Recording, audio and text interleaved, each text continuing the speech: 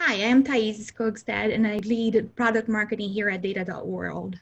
Before we dive in, it probably makes sense to quickly give some information on who we are. As the only cloud native catalog recognized in Gartner's Magic Quadrant, um, Data.World offers a new way to multiply the business value from data.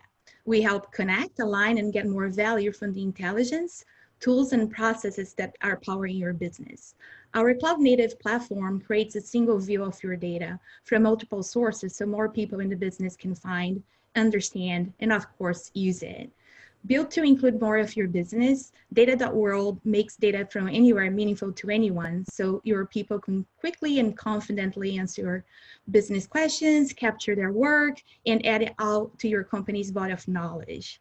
And when your data strategy needs to adapt to emerging circumstances, knowing what data you have, where it lives, and how it is used goes to a long way towards your success. Now, let me welcome our speakers today. We are very glad to host Teresa Kushner and Tim Gasper. With further ado, let me get past to Teresa, and please, would you introduce yourself to our audience? Sure. Hi, I'm Teresa Kushner.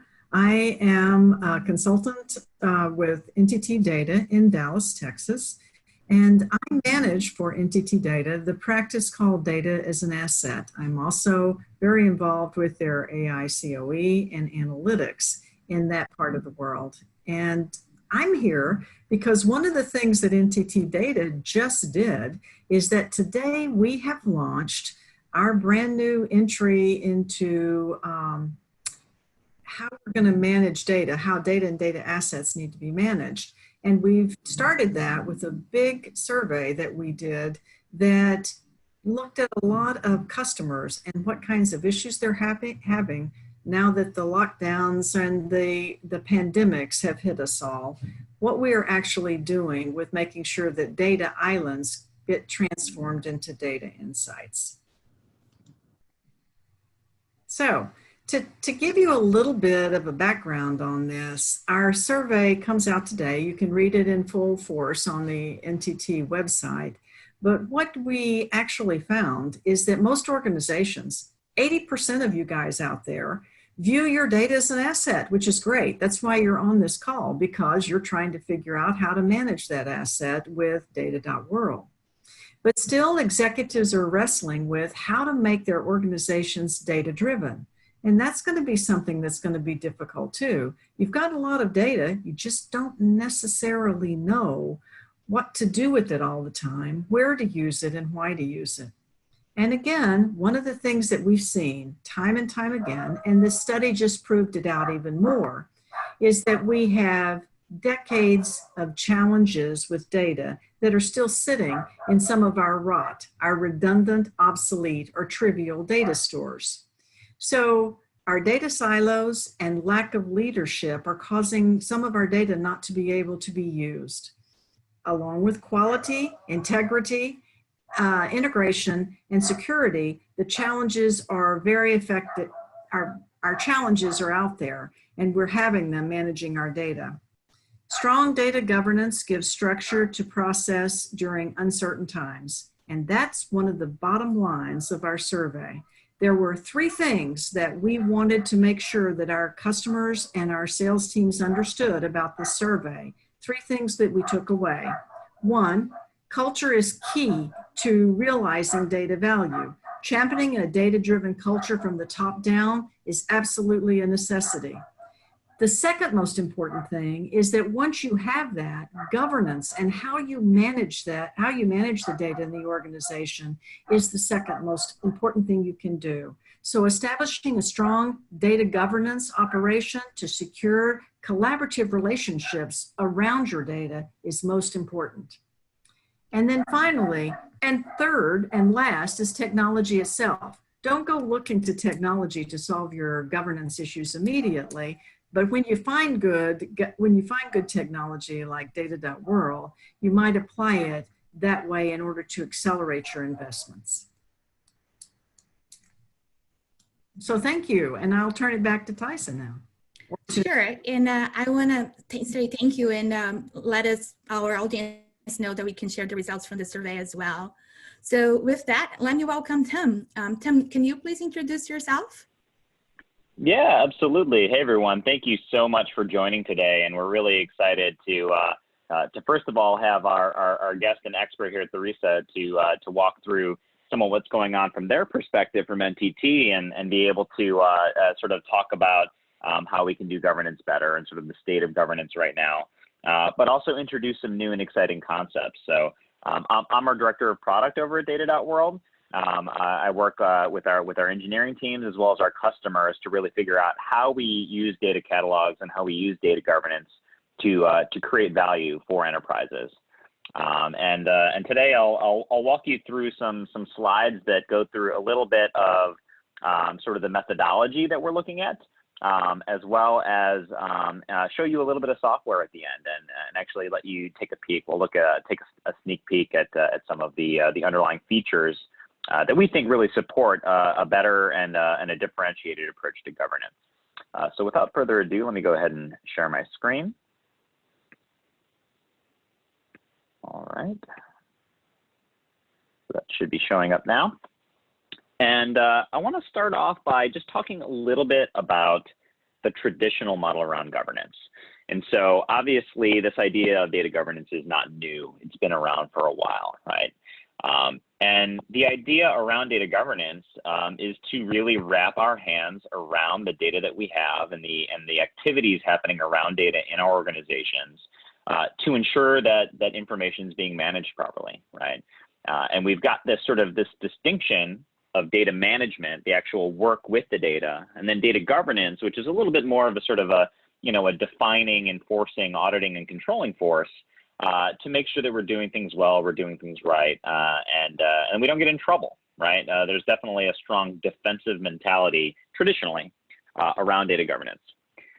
And you end up getting some common roles in sort of your different organizations around governance and around how these programs are implemented. And some of those common roles are, for example, data stewards, right? Stewardship is very much a key topic in data governance. And how do we take care of our data? How do we ensure that we have high quality data? Who are the experts that we talk to in terms of how to use data effectively?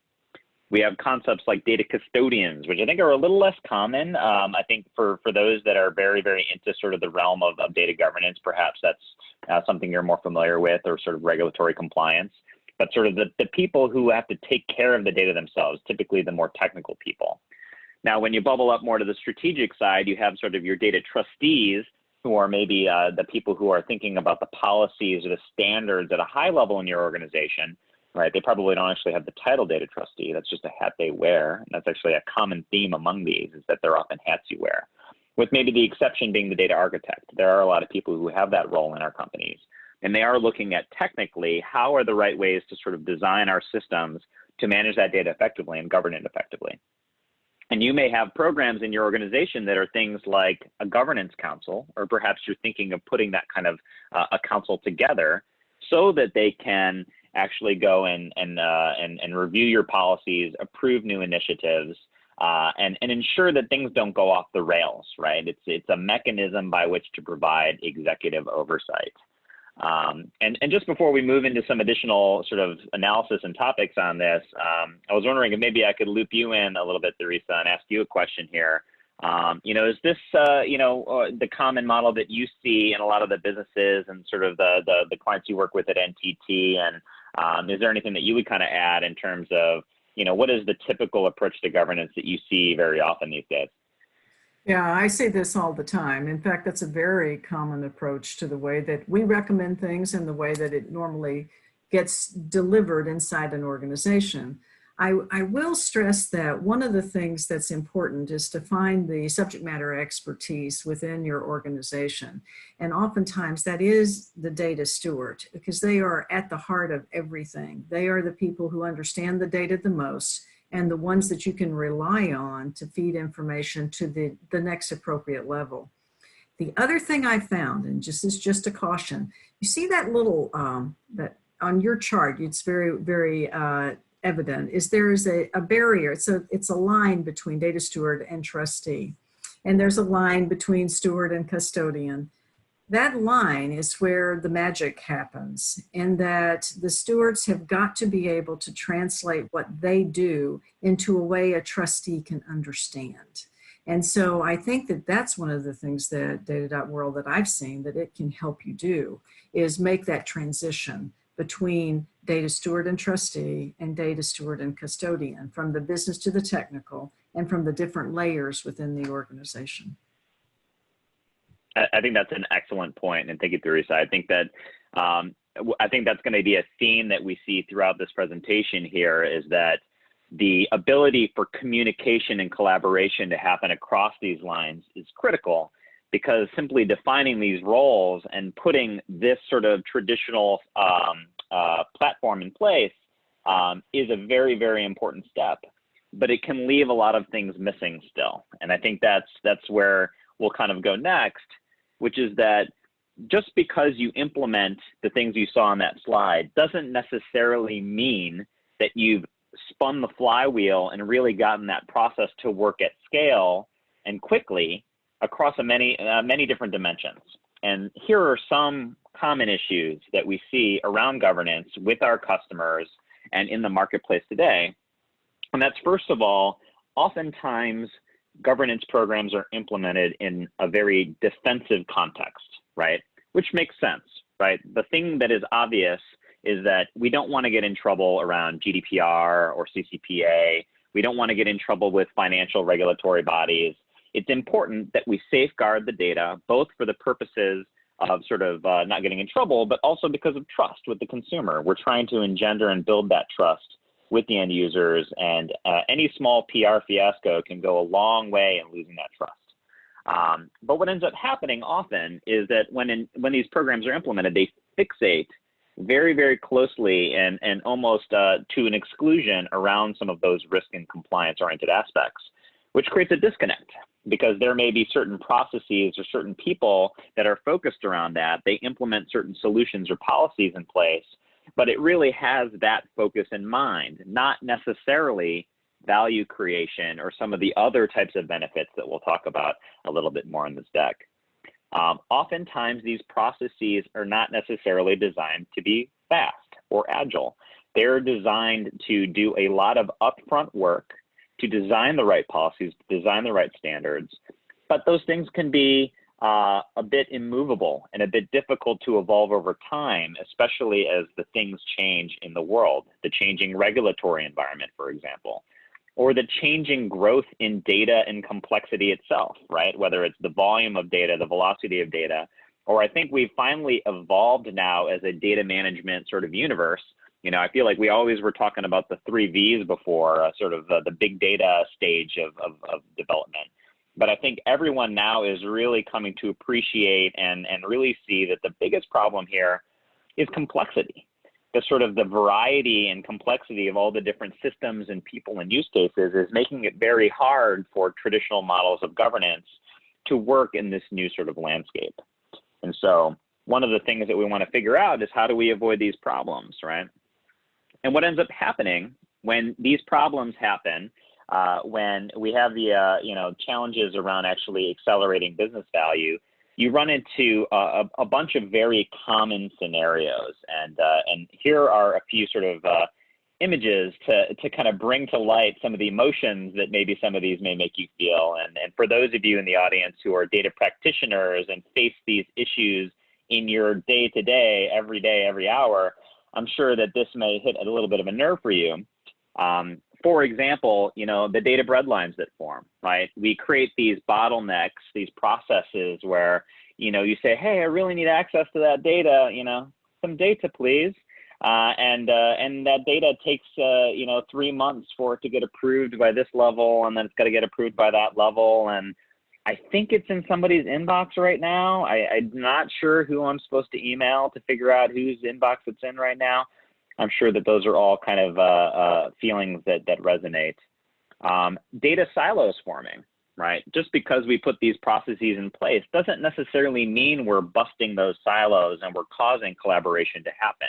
Silos can continue, and in fact, sometimes when you have a very defensive and lockdown-oriented approach, it actually reinforces the silos, because it's easier to manage a silo than it is sometimes to actually spread things across and really democratize. And so you don't have a forcing function that really causes that to expand and that collaboration to happen. Data is unclear exactly what the meaning is. You don't know what it's for. You don't know where the best data is. You have to fight. You have to fight politically or with your time or your energy in order to get the data that you need. It's sometimes easier to just not try to fight for it, and that's not the kind of motivation scenario that we want to put in place within our organizations. And then finally, just general literacy. Not everyone understands data and analytics in general, and a defensive approach to governance doesn't necessarily encourage people to learn more about data and become more fluent in data. And that's a motivation that we need to change and a dynamic we have to change if we want to make things more inclusive. And so what we're really looking at is, can we switch from not just a defensive stance around governance, but to move to offense? And that really means data enablement. Can we use data and can we use governance as a function to actually accelerate business value creation in our different companies? And we really think of this as, hey, this is the data-driven organization. This is the vision that, as you know, whether you're a chief data officer or you're someone who wears that hat, or you're just somebody who cares about being more data-driven in your company, you want to pair data governance, the making sure that the information is managed properly, with this idea of data democratization, making sure that the information is accessible broadly. And the realization that really is a game changer is that actually these things are two sides of the same coin. The better you are at effective governance, the faster and easier it should be to make data available and accessible to the people that need it for the right use cases, right? And then there's this umbrella of data literacy that's over all of this, which is making sure that as we level up as an organization, we will be more effective at leveraging data properly, safely, in the right ways, as fast as possible. And really these three things need to combine together. These are the ingredients for data-driven organizations that use data governance as an asset that accelerates value. Now, I want to introduce a concept here, which is something that we've been blogging about lately. So definitely go check out the data.world blog, and you can learn a little bit more from our chief product officer about what does this mean when we talk about agile data governance. So I'm not going to go into too much depth on the specific methodology today, but I do want to introduce the concept so it's clear why this analogy is here and why we're really running with it. And for those of you that are familiar with software development, in the last 15 to 20 years, there's been a huge groundswell and shift in the way that software is developed. And that is that we have moved primarily from what is called a waterfall approach, which is sort of, gather the requirements, build the design, build the product, QA it, beta test, release. That is a very a non-incremental and a very linear-oriented, a stage gate-oriented approach to being able to push out new software. And what would typically happen is you would never see companies deploy software in 6 months. You would never see them deploy software in weeks or days. You would see new software come out in 6 months, or in a year, or in 2 years, right? The cycles of iteration and improvement were very slow. And what we're kind of seeing, and is interesting, is that same mentality of wanting to iterate is something that can not just work in the software world, it can also work in the data world and in the governance world. And so some of the key principles around agile software development you see here, these are called the 4 key values of agile software development, is first of all, the valuing of individuals and interactions over processes and tools. That's kind of radical when you think about it in the data governance sense, because we often think about the processes and the tools as being the centerpiece of governance. But if we really think about it, if we could value individuals and our interactions with them above tools, not neglecting tools, but thinking of it as a means to an end, that really is a phase shift, a mind shift change. The idea of working software over comprehensive documentation, being able to do analysis with data over just documenting it for ages and ages until it's perfect, right, quote unquote, and then now it's ready to release to the masses. No, let's get it out there. Let's get people to use it, and their usage will inform us on how to use, how to write better documentation, how to build better process. Customer collaboration over contract negotiation. And in the context of data governance, customer collaboration are your end users. It's the analysts, it's the data scientists, it's the knowledge workers that need to use that data. We want to focus on their use and collaboration and democratization and self-service of that data over just the contract negotiation piece. Are we legally in compliance? Cool, I don't care, right? That is not the mentality that we want. Finally, responding to change. We have to be dynamic. It's not just about following the plan or a 3-year roadmap, right? The 3-year roadmap that you created 3 years ago is not relevant today, right? You're rewriting your roadmap for your data organization every month probably, right? And so we have to be dynamic to change. And so let's walk through a little bit of a process here. What does this look like? How can Agile data governance be put into practice in our organizations? And we actually have a white paper that we'll direct you to at the end of this webinar where you can learn a little bit more about this and see in a little bit more detail. But in general, it starts with 2 key roles. There are people in our organization that are more of this producer persona.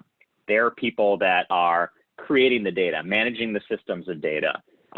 They're the ones that are upstream, if we're thinking of sort of a river here, right? Those are the data architects, the system administrators, the data engineers.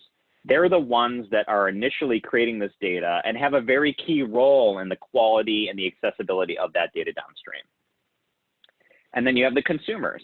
The consumers are the analysts, the data scientists, the machine learning engineers, the BI folks.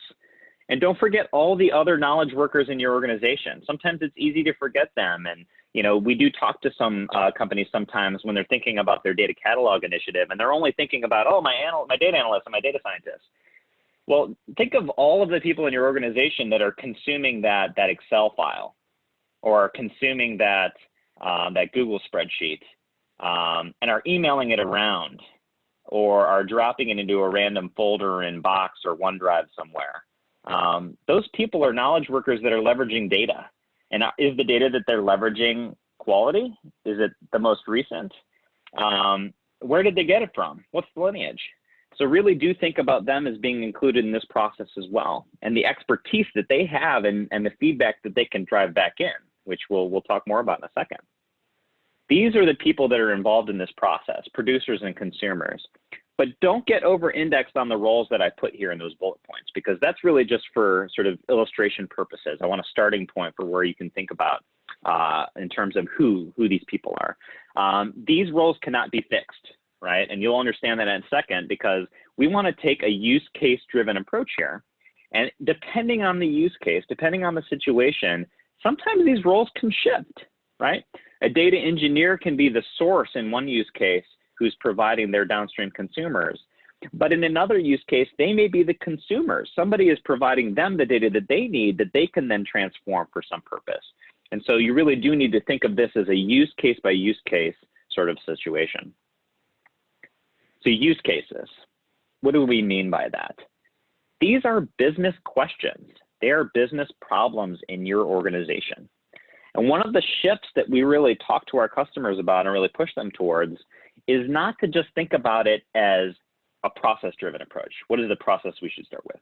Not to start with regulation. Oh, what's the regulation that we should start with? Not to think about it from a system perspective. Hey, we've got this one database over here that people use a lot. Let's start with that, right? Now, you may end up consolidating your scope to focus on one of those things, because as you start to refine the use cases, you may narrow in and highlight and target those specific things. In fact, that's the right thing to do. You do not want your scope in process, regulation, and systems to get out of hand. But you start with the business question, because that's what's going to drive you to end user value, right? To go back to this idea of product management, the job of a product manager is to understand the market and understand their end users, to then provide them business value. And in the same way, in our data organizations, our data product managers, whether they're data stewards or data custodians or whatever those key roles are in your organization that are putting on that data product management hat, they need to identify the key and important use cases in the organization, prioritize them in collaboration with executives and end users, in order to determine what is the business value, what is the highest business value, and then being able to prioritize that first. And so that's really what the source of this sort of agile data governance process is. And if you tune out everything else in this presentation and you just remember one thing, I hope that the one thing that you'll hold on to and recall is to take a use case driven approach and then iterate around those use cases to implement your governance program. So moving forward, the next step in this process is around curation. And we use curation pretty broadly here to mean the refining of those different information assets for the purposes of governance. And part of this is sort of connecting to different systems and documenting and contextualizing. You know, one of the things that a lot of our customers need to do is think about, hey, is this sensitive data? Is this data that is subject to this policy or that policy or this standard or that standard? And part of that process of documenting and defining and contextualizing is to build out those policies, connect them to different data assets and say, hey, this policy applies to this data asset, connecting to those different systems to get them into here in the first place. But there's a reason why I put them lower in this list here, and you see collaborate and release early and peer review on top. And it's because we can very easily do a lot of work in this governance realm. It's very easy to go into the back room and be like, oh man, I gotta document these 5,000 tables and these 20,000 columns. And you can spend months doing that, right? There's automation that can help, and we'll talk about automation in a second. But you don't want to become overly fixated on the work and lose sight of the benefit at the end of the tunnel. And so collaborating with your end users, the people who are going to use that data, including them in this process, and making sure that that curation activity that you're doing is the right activity is important to making this efficient. Enablement is key. Training, evangelism, building that community inside of your enterprise, whether it's a smaller community to start, or maybe you're going for more of an enterprise-wide deployment at the beginning. You want to make sure that you're including them, that you're enabling them, that you're building that data literacy, because that's how they're going to get the most value and use out of something like a catalog or a governance solution. And we want to get them hands-on, include them, and make sure that you're thinking about data access from the beginning. Because if they can't get hands-on with the data, they can't get hands-on with the process, it's going to be very hard for them to know and project how they're going to do that for analysis, right? It can all be a thought exercise, but unless you're thinking about how you can actually get your hands on data and get it in the hands of the end users, not just purely think of data governance as a metadata exercise, think of it as a metadata and data exercise, that will make a huge difference in both the usability for end users, as well as ensuring that you're thinking comprehensively about the problem. We've run into many customers that try to solve this only with metadata, only to then run into a wall and have to figure out how they're going to solve the data part of that equation later. And that's very hard to do in a retrospect. Next, we actually want to use the data, right?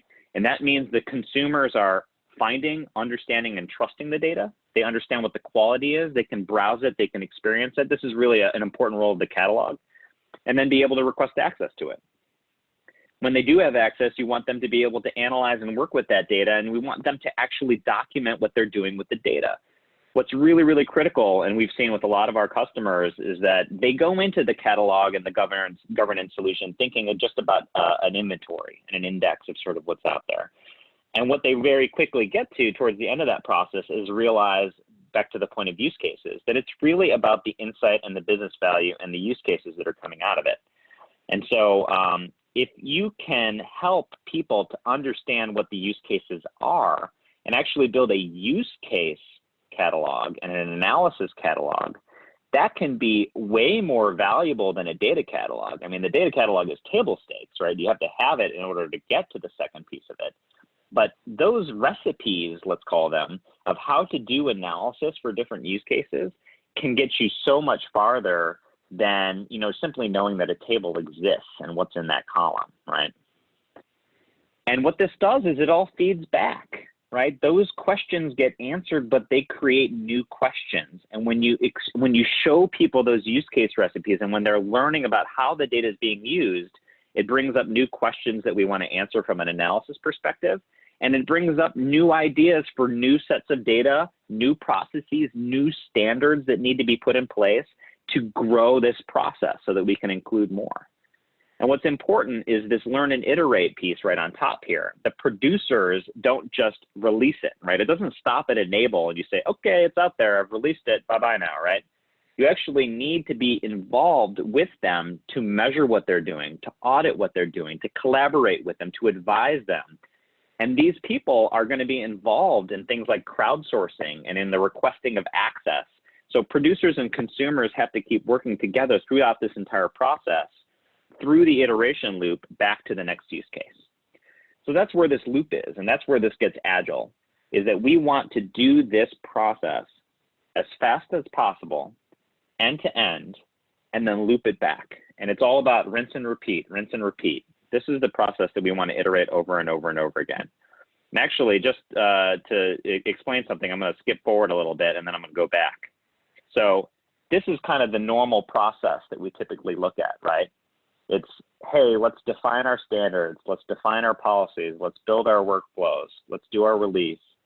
We don't really get to refine too much, but you attempt to along the way, right? You're doing it sort of internally without enough sort of end perspective. And then you're trying to do a loop on that. And this is like a 6 or 12-month iteration. That's not very agile, right? This is just waterfall on repeat. The agile process is, let's define those standards and principles. Let's define those policies. So we need to include these different roles, the stewards, the trustee, the custodians, the architects. But we're also including the end users, the people that are using the data. And we're including, as part of this cycle, the analysis, the insights, and the value. We're including the iteration, which means we have to measure, we have to audit, we have to engage with people, we have to do peer reviews, and then we have to make this as fast as possible. We have to try to repeat it. And so what you end up having is the ability to stay focused on that first use case and then iterate, iterate, iterate, iterate. And the idea is that when you do this successfully, and we've seen this work at many, many of the customers that we're working with, is that when you approach this iteratively, when you look at it based on a use case perspective, you can implement your governance program and your cataloging initiative in just a matter of 30 to 60 days, sometimes faster than that, but let's not overpromise here. Like, you can implement this program extremely quickly, focused on that use case, and then iterate your way into a much larger implementation. And that's hugely powerful because it means that you're being more effective at governance, you're keeping the scope tight, and you're growing that over time. And this is really what this agile governance process is all about.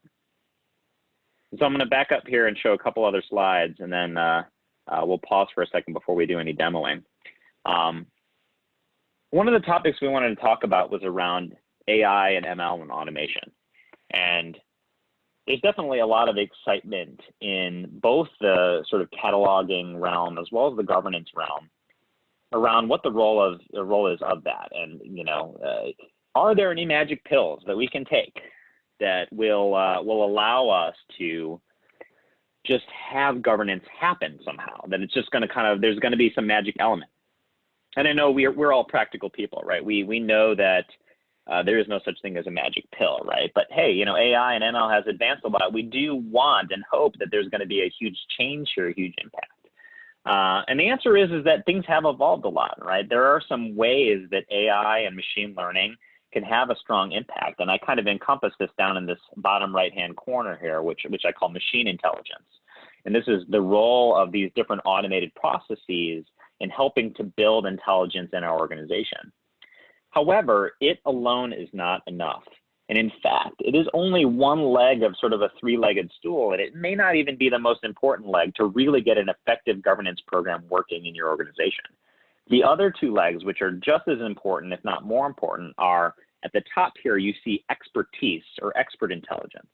This is a little bit more the traditional roles that you think about in your organization, like the steward, for example. The steward is this person who is meant to be at sort of the crossroads between business and technical, a person who understands the data, who can answer questions about the data, who can ensure the quality of that data in an ongoing fashion, can steward the life cycle of that, right? Those experts are essential and can't be automated. That expertise is not at all easily automatable, right? You can teach something to do tags, and you can say, hey, I've been tagging these 25 things in a similar way. Like, I'd like to have that apply in general. And that's where you're taking that steward knowledge, right? Because they tagged those first 10 or 15 or 25 things, and now you're scaling it. So it's actually a scaling factor on top of expertise. So that's just to put some things in context here in terms of how these things amplify each other and are actually very tightly intertwined and connected. The third piece here is crowdsourcing. And that's where I think there's a lot of innovation potential. And this is actually an area where we'll show a brief demo today, which is that you can actually get other people in your organization providing their expertise into the process. Because in the end, you can't make every single person in your organization a data steward. That's not practical. That's not possible. The data stewards are always going to be a more focused selection of people. But those people, the broader audience, has expertise. They know how to use the data. They're using the data in practice. They have ideas of Janet over in finance who knows something about that data that the steward didn't know about. How do you make sure that this flywheel, this connectedness in our organizations actually builds up towards a collective intelligence if all you're doing is including expertise and some automation wrapped around that expertise? The answer is you can't, and you need to engage the broader set of people in your organization through what we're kind of calling crowdsourcing here, but really is crowd intelligence. And just to add a little animation to this, you can see these are some of the things that really fit into some of these different buckets. You heard me talk about expert roles. You heard me talking about crowdsourcing and sort of inclusion there. And then finally, on the machine intelligence side, the three main areas of machine intelligence that we see as being most valuable are machine learning, right? Can I do things like automate tagging or automate relationships onto some of these different fields that allows me to scale my steward efforts? Rules-based approaches, especially useful in cases where maybe you've got some sensitive data and you just want to say, hey, anytime it's 9 digits and it's got some dashes, that's a social security number. That's an oversimplification, but that's the kind of use case where rules-based approaches are extremely effective.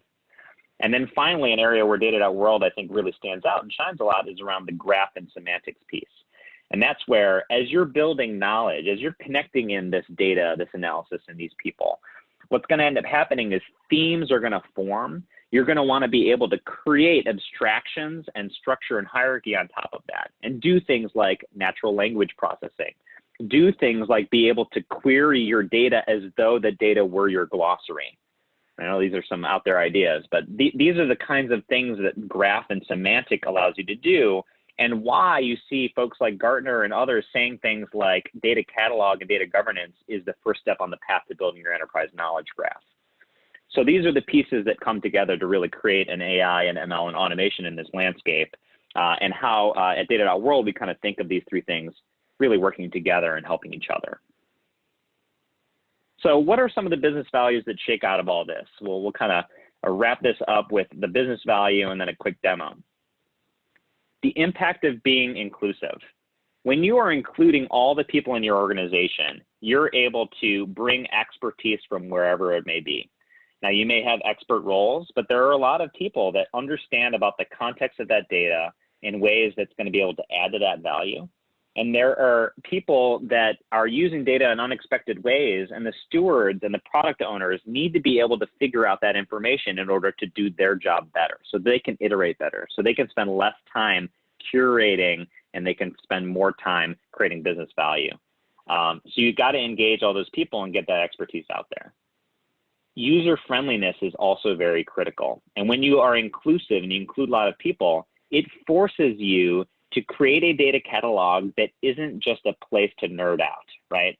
It has to be a place where everyone can get value from data. It has to feel like Google for searching, Facebook for discovery. It has to feel like Amazon for data shopping. And user friendliness is key to all of that. And reusability. The whole point of a catalog and a governance solution isn't just to sort of protect the company. It isn't just to create this business business value. It's to create an exponential knowledge engine. Whereas people are doing analysis, as they're working on these different things, that knowledge then feeds back. And reusability is critical to that in terms of doing that effectively, in terms of doing it efficiently, and doing it at scale.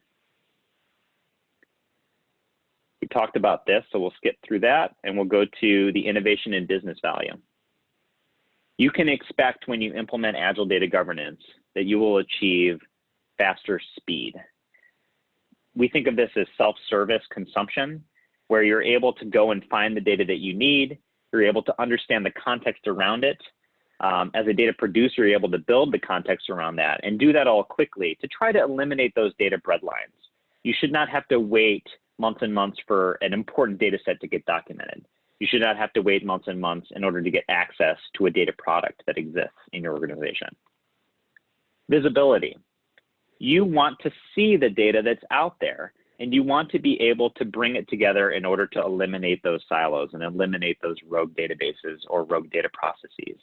And that means creating a map to all those things out there and seeing how they connect through things like lineage. It means things being like being able to query that data, right? If you can go to one place to see that something exists, but then you have to go to the 1,000 different places in order to get access to the data, that does not help with breaking those silos. It continues to reinforce them. Clarity. You want to have as much context as possible so that you can eliminate those data obscurity problems. And then finally, democratization. You want to enable people to get their hands on the data where they don't have to fight. They're not fighting for resources. There isn't that one analyst that 100 people are sharing that they have to get in the queue and they've got to do, they've got to send really, really nice notes to the boss's boss in order to get access to that analyst. We have to find ways to unlock scale and iteration and allow all different people from all different parts of the organization to work together on these projects. So this is some of the value that we're trying to achieve here. And just before we kind of go to the demo here, just to loop you back in, Teresa, I'm curious, based on what you've seen with the study with NTT that you all have been working on, which is awesome, and I hope that everyone goes and checks that out. How does this kind of resonate with some of the things you've seen there and in general what you've seen sort of in the marketplace?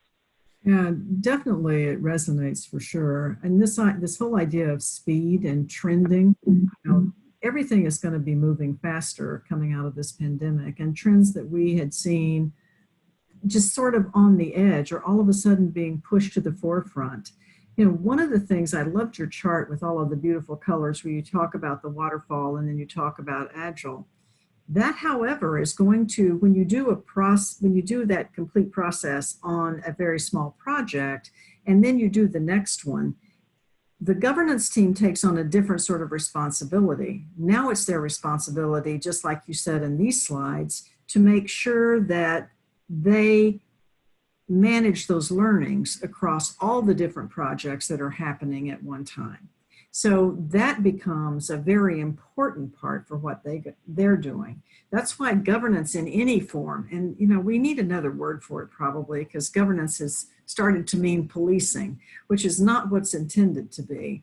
It needs to be something that's much more positive in how we approach it. Like you said here, how we make that data, democratize it so that everybody has access to it.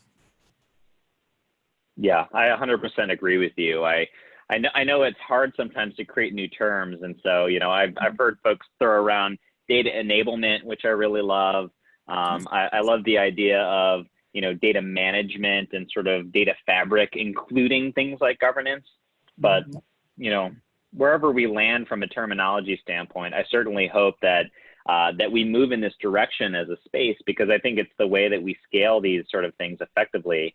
And I love your point about the governance function changing a little bit. I think that's really key, because I think we've always thought of governance as being traditionally, right, sort of a function that creates a structure and says, please fit within this structure. And really, they have to do as good of a job as they can to wrap their hands around as much as they can, right? Which is getting harder and harder, because there's more data, there's more systems. We're moving to the cloud, and now it's like, where is it? I don't know where it is, right? They have to really be more of a function that's creating it's kind of like train the trainer. They need to create little governance pods throughout the organization and really be sort of spinning the flywheel to get it working in a broader way. Because just getting their arms around the whole thing themselves doesn't really make sense anymore. No, they have to be looking at themselves as process owners instead of product or solutions owners. It's a very different sort of view of the world. Yeah, and pushing that sort of responsibility and accountability down into the organization to sort of achieve some scale. Absolutely. No, that's really great. And I think just to kind of finish this off here, I'll show you a very quick demo just to tease some of the functionality around this, and then we'll kind of switch over to questions. So what I'll do here is switch over to my other window.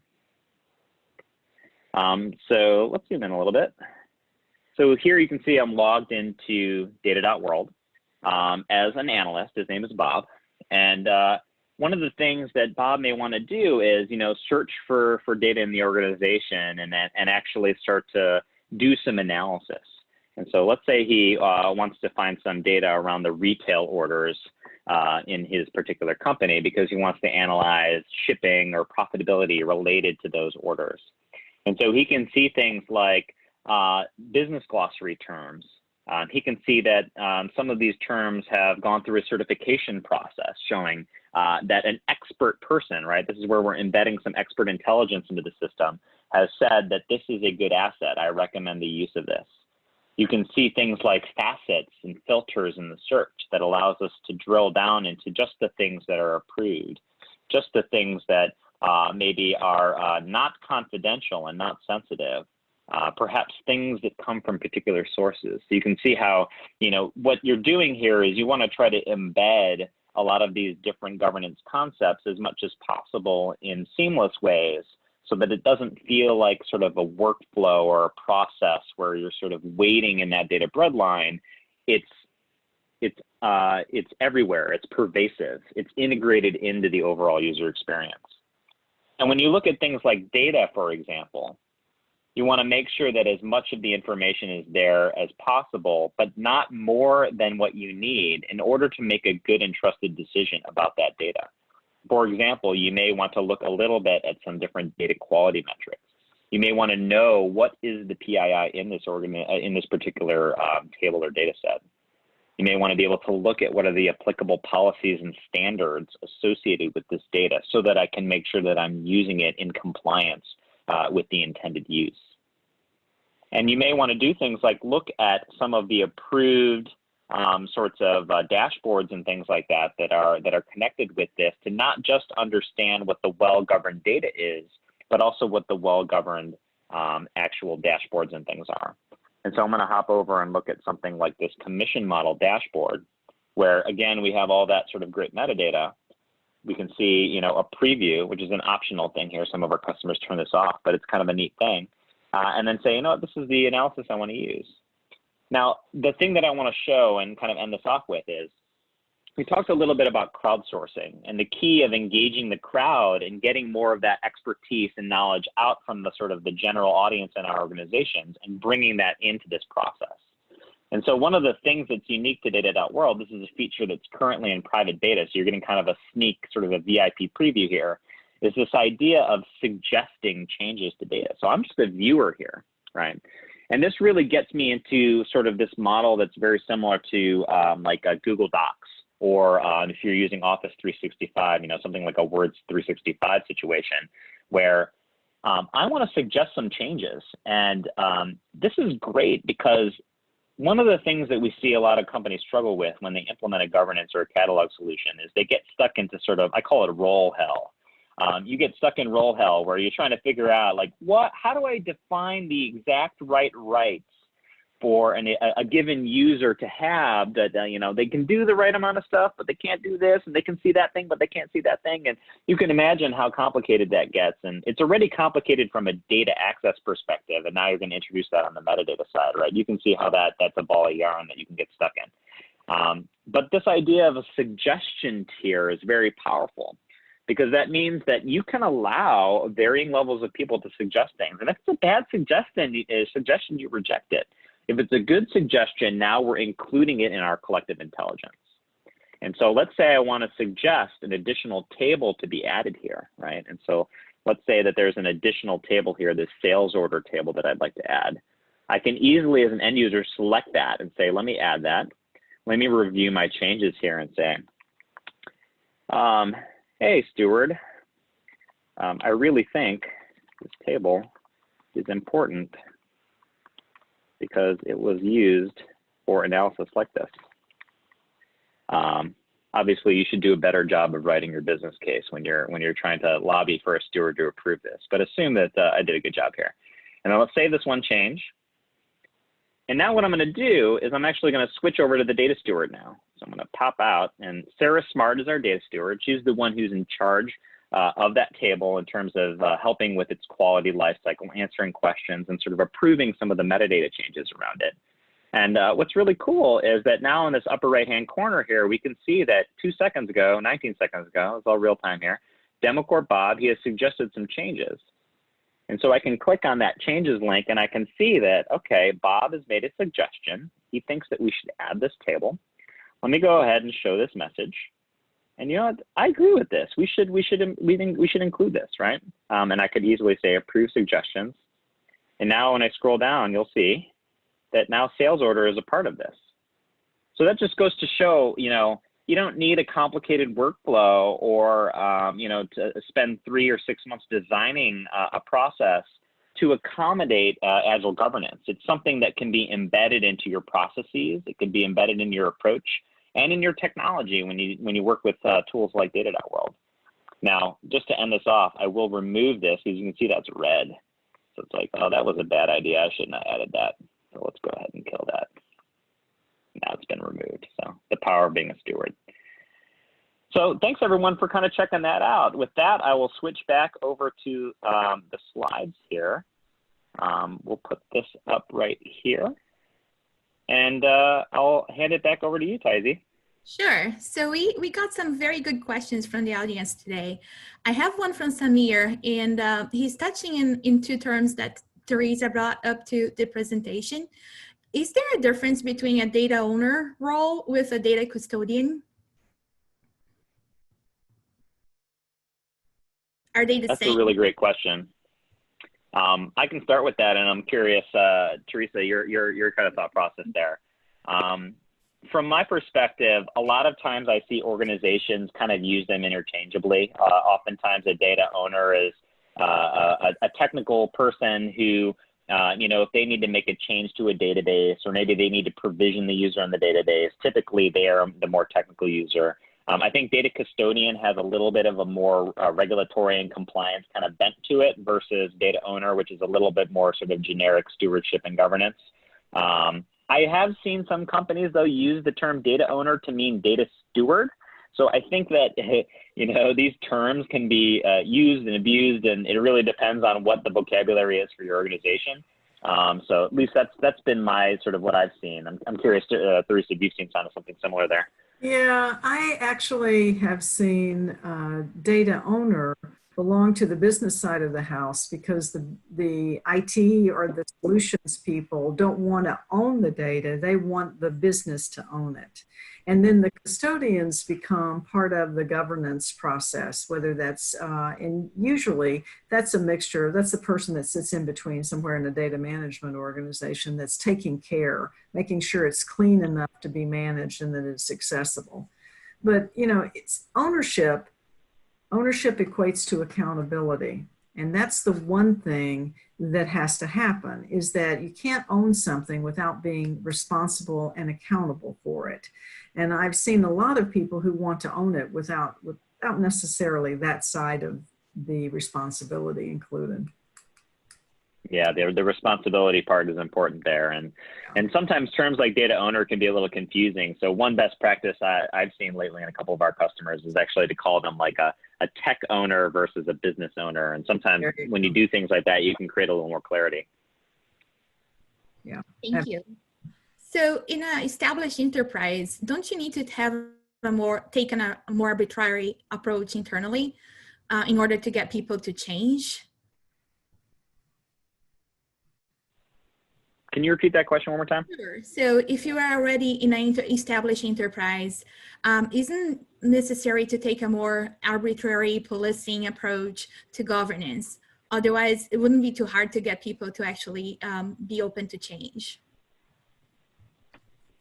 People change when they see value to something. And unless you're producing value for data, unless it's in an easy, accessible way, yeah, you may have to use some tyrannical approaches to making sure that people are using the data appropriately.